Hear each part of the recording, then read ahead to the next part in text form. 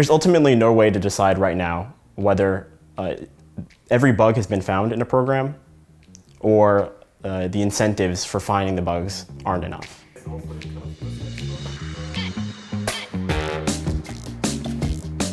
I'm an auditor and researcher, so what that comes down to is leading audits on the platform itself, developing, I guess, best practices and educational material for auditors that are coming into the space.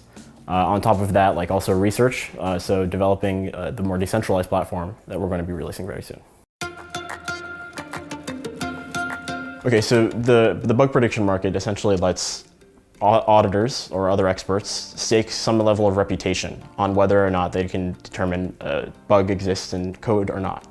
And this is important because in bug bounty programs, you're rewarded for submitting a bug for saying that, hey, this code is not secure. But right now, there's no way for you to be rewarded for saying that, hey, this code is secure.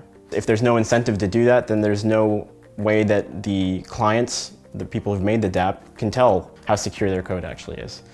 There's ultimately no way to decide right now whether every bug has been found in a program or the incentives for finding the bugs aren't enough, right? There's no way to tell if you had just given 100 more ETH, then they would have found everything, right?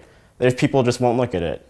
They're gonna go where the money is, and the money right now is in finding bugs, not making sure things are secure, which is a different process. They're ultimately two different things.